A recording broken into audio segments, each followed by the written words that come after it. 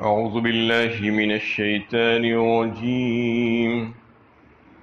بسم الله الرحمن الرحيم. وآخرون اعترفوا بذنوبهم خلطوا عملا صالحا وآخر سيئا عسى الله أن يتوب عليهم إن الله غفور رحيم. اور دوسرے وہ لوگ ہیں جنہوں نے اپنے گناہوں کا اعتراف کر لیا ہے، انہوں نے ملے جلے کام کیے ہیں، اچھے بھی اور برے بھی، عجب نہیں کہ اللہ ان کی توبہ قبول فرمائے، اللہ بڑا بخشنے والا رحم فرمانے والا ہے۔ یہ سورہ توبہ کی 102 نمبر کی آیت ہے۔ گزشتہ درس میں بھی اس آیت پر بات چل رہی تھی۔ اس میں ان حضرات کا ذکر کیا گیا ہے جو 10 حضرات تھے، بتایا جاتا ہے روایتوں کے مطابق، جو گنہگار مسلمان غزوہ تبوک کے موقع پر نبی کریم صلی اللہ علیہ وسلم کے حکم عام کرنے کے بعد بھی کوتاہی اور سستی کی وجہ سے آپ صلی اللہ علیہ وسلم کے ساتھ جہاد میں شریک نہیں ہو پائے تھے، لیکن بعد میں ان لوگوں کو اس بات کا احساس ہوا اور شرمندگی ہوئی، اور جب اللہ کے نبی صلی اللہ علیہ وسلم غزوے سے واپس آنے لگے تو ان کو یہ باتیں معلوم ہونے لگی کہ اللہ اور اس کے رسول صلی اللہ علیہ وسلم کی رائے ان لوگوں کے بارے میں کیا ہے، کیسی وعیدیں آ رہی ہیں۔ تو ان میں سے 7 حضرات نے اپنے آپ کو مسجد نبوی شریف کے ستونوں سے باندھ لیا، قید کر لیا، اور یہ تہیہ کر لیا کہ اس وقت تک ہم آزاد نہیں ہوں گے جب تک کہ رسول اللہ صلی اللہ علیہ وسلم خود اپنے ہاتھوں سے ہم کو نہ کھولیں گے۔ اس میں ایک نام حضرت ابو لبابہ رضی اللہ تعالیٰ عنہ کا بھی آتا ہے۔ اس بات پر ساری روایتیں متفق ہے کہ حضرت ابو لبابہ رضی اللہ تعالیٰ عنہ اس میں شامل تھے۔ یہ وہ صحابی ہیں جو شروع دور میں اسلام میں داخل ہونے والے ہیں۔ بیعت عقبہ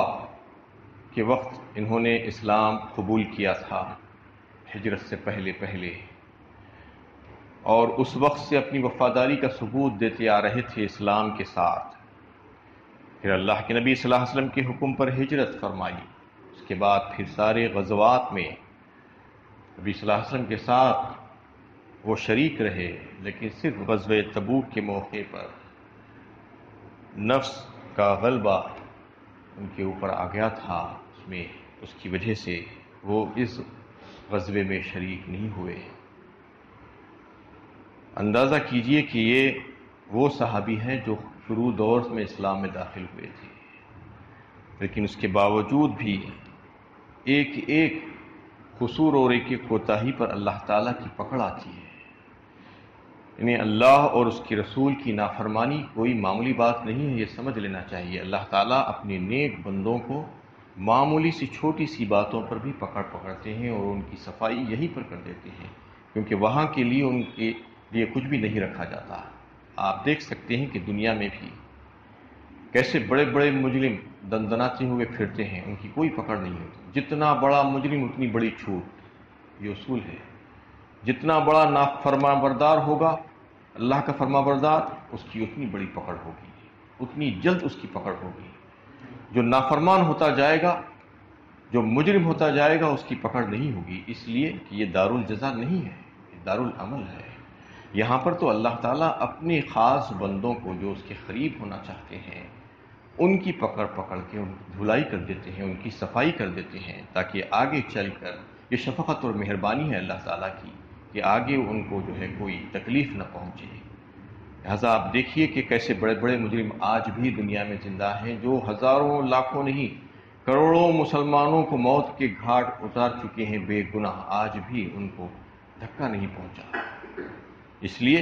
کہ ان کی جو ہے سزا آئندہ ملنے والی ہے، ان کو یہاں پر نہیں ہے۔ تو اس میں حضرت ابو لبابہ نے جب اپنے آپ کو ستون سے باندھ لیا اور پھر یہ آیتیں نازل ہوئی ان کی برات اور ان کے جو ساتھی تھے 6 ساتھی ان کے لیے، تو ان لوگوں کو کھولا گیا۔ حضرت ابو لبابہ کا نمبر آیا تو انہوں نے منع کر دیا اور کہا کہ میں اس وقت تک آزاد نہیں ہوں گا جب تک کہ رسول اللہ صلی اللہ علیہ وسلم خود اپنے ہاتھ مبارک سے مجھے نہیں کھولیں گے۔ یہ سعید بن مسیب کی روایت ہے کہ پھر رسول اللہ صلی اللہ علیہ وسلم جب صبح کی نماز میں تشریف لائے تو بنفس نفیس اپنے ہاتھوں سے ان کو کھولا، یہ ان کی رہائی ہوئی۔ اس کے بعد جب ان لوگوں کو یہ بات معلوم ہو گئی کہ اب ان کو اللہ اور اس کے رسول نے معاف کر دیا ہے، ان سے راضی ہو گئے ہیں اور ان کو کھول دیا گیا ہے، تو وہ اپنا سارا مال اور اپنی ساری چیزیں لا کر رسول اللہ صلی اللہ علیہ وسلم کی خدمت میں پیش کر دی اور کہا کہ یہ بھی ہماری توبہ کا ایک حصہ ہے، یا رسول اللہ اسے قبول فرما لیجیے۔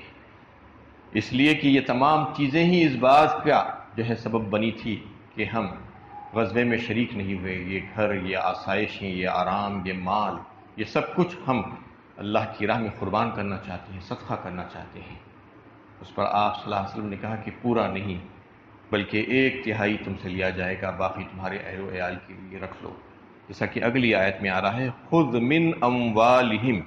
اے نبی صلی اللہ علیہ وسلم تم ان کے مال میں سے صدقہ لے لو۔ مال نہیں کہا پورا،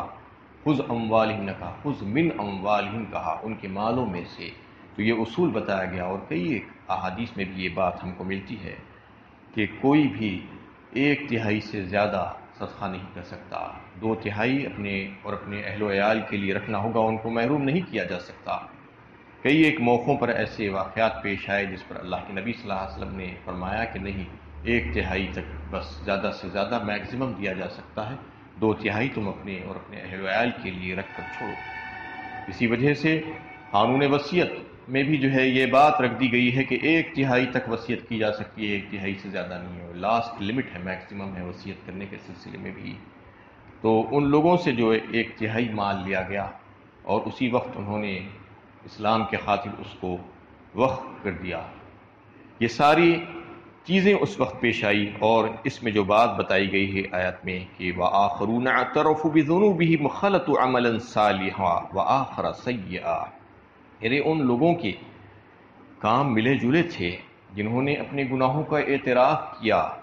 اپنے قصوروں کو مان لیا۔ ان کے کام کیسے تھے؟ ملے جلے تھے، کچھ اچھے کچھ برے۔ اچھے کام یہ کہ انہوں نے اسلام میں داخل ہوئے، اس کے بعد نمازیں پڑھی، روزے رکھے، خیرات و صدقات کیے، جہاد کیا، اپنا مال خرچ کیا اور دیگر اچھے کام کیے، غزوات میں شریک ہوئے آپ صلی اللہ علیہ وسلم کے ساتھ، اور پھر یہاں پر ان سے تھوڑی سی لغزش اور قصور ہوا تو فوراً اللہ تعالیٰ کی طرف رجوع ہوئے، اڑے نہیں رہے اپنے گناہوں پر۔ یہی بات اب کے سامنے پیش کی جا رہی تھی کہ جو لوگ اپنے گناہوں پر اڑ جاتے ہیں وہ شریف لوگ نہیں ہوں گے، ان کی توبہ قبول نہیں ہو سکتی۔ جو اپنے گناہوں پر نادم ہوتے ہیں، شرمندہ ہو جاتے ہیں اور اللہ تعالیٰ سے معافی مانگتے ہیں، توبہ استغفار کرتے ہیں، تو وہ لوگ اچھے اور صحیح لوگ ہوتے ہیں، ان کی توبہ کی قبولیت کی امید کی جا سکتی ہے۔ تو یہ لوگوں نے اچھے کام کیے تھے بہت سے، لیکن ان سے کچھ گناہ بھی ہو گئے تھے، جیسا کہ اس غزوے میں اللہ کے نبی صلی اللہ علیہ وسلم کے حکم کرنے کے باوجود بھی وہ شریک نہیں ہو پائے تھے۔ اس میں کہا جا رہا ہے کہ امید ہے کہ اللہ تعالیٰ ان کو معاف فرما دے اور ان کی مغفرت ہو جائے۔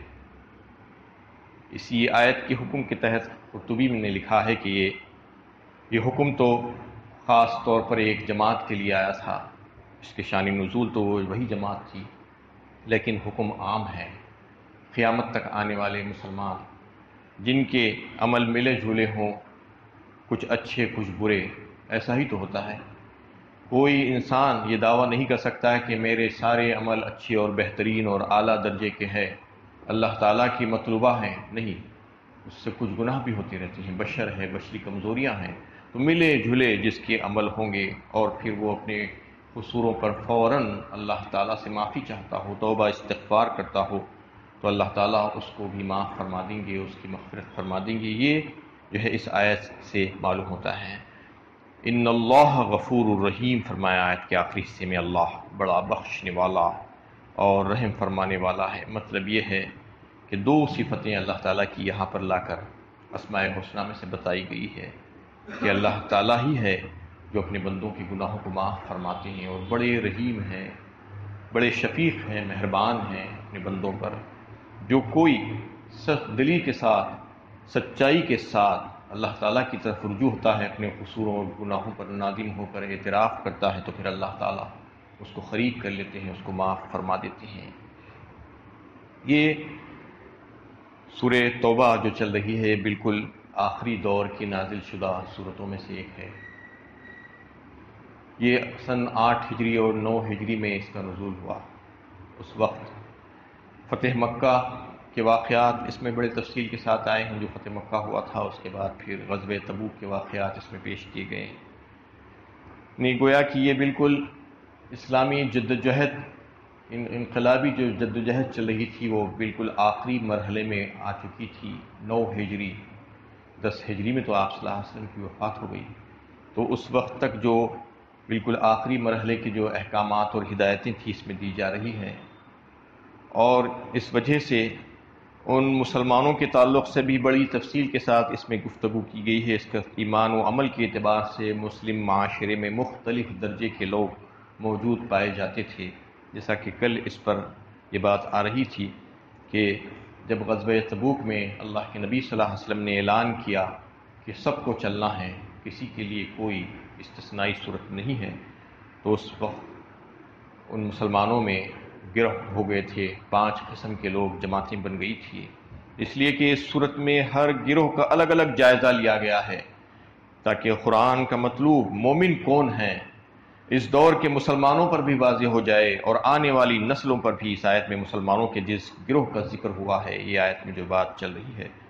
ان سے ایک قصور تو یہ سرزد ہوا تھا کہ یہ لوگ غزوہ تبوک میں شریک نہیں ہوئے تھے، لیکن اس کے علاوہ جیسا کہ قرآن کے بیان سے واضح ہوتا ہے کہ ان کی زندگیاں نیکی اور بدی کا مجموعہ تھی، کچھ اچھے کام اور کچھ برے کام دونوں انہوں نے کیے تھے۔ انہوں نے گناہوں کا اعتراف کر لیا تو پھر ان کا صدقہ بھی قبول ہوا، ان کی توبہ بھی قبول ہوئی، اللہ تعالیٰ نے ان کو معاف فرما دیا۔ یہ بتایا گیا ہے یہی طریقہ کار اختیار کرنا چاہیے امت کو آخر وقت تک۔ جو ملے جلے کام کرتے رہتے ہیں اور جن سے کوئی قصور ہو جائے اور ہوتا رہتا ہے، تو چاہیے کہ فوراً اللہ تعالیٰ کی طرف رجوع ہو جائے اور معافی مانگے، توبہ استغفار کرے، روئیں، گڑ گڑائیں، اپنے گناہوں پر اظہار شرمندگی کریں، اور فوراً اس سے باز آ جائیں، تہیہ کر لیں، اللہ تعالیٰ سے توفیق کی دعا مانگیں کہ اللہ تعالیٰ اچھے اور نیک کاموں کی توفیق عطا فرمائے۔ خذ من اموالهم صدقة تطهرهم وتزكيهم بها وصل عليهم ان صلاتك سكن لهم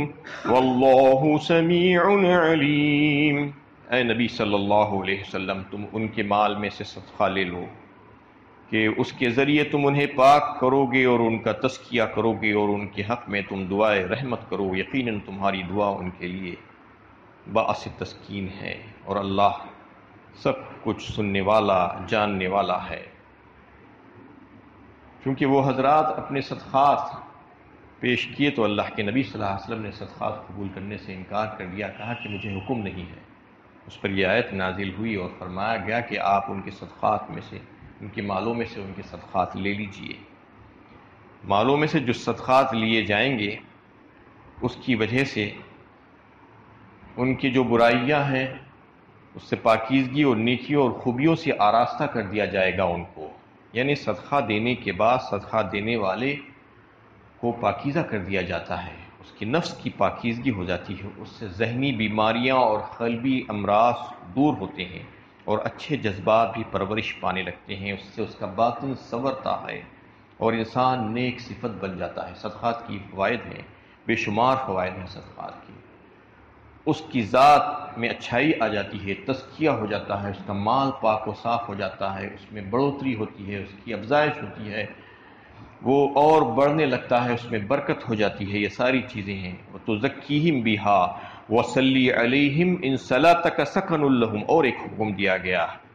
نبی کریم صلی اللہ علیہ وسلم کو کہ تم ان کے حق میں دعائے رحمت کرو صدقات لے لینے کے بعد۔ یہ طریقہ کار بتایا گیا کہ یہ ان کے لیے باعث تسکین ہے۔ ساری امت کو اس بات کی تلقین ہے اس میں کہ جو کوئی صدقہ دے یا کوئی ہدیہ پیش کرے تو اس کے لیے دعا کرنی چاہیے، اس میں برکت کے لیے دعا کرنی چاہیے۔ یہی طریقہ کار ہونا چاہیے ہمارا بھی۔ واللہ سمیع علیم، اور اللہ سب کچھ سننے والا اور جاننے والا ہے۔ اللہ تعالیٰ بہت جانتے ہیں اور سب کچھ سنتے ہیں۔ اس میں نبی کریم صلی اللہ علیہ وسلم کو یہ بتایا گیا کہ آپ کو نگران بنایا گیا ہے، آپ امت سے صدقات کو وصول کریں گے۔ یہی طریقہ آپ نے اختیار کیا تھا کہ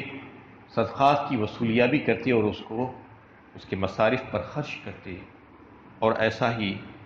آپ صلی اللہ علیہ وسلم کے جو قائم مقام ہوں گے قیامت تک آنے والے ہیں، امیر المومنین خلیفۃ المسلمین اور دیگر وہ حضرات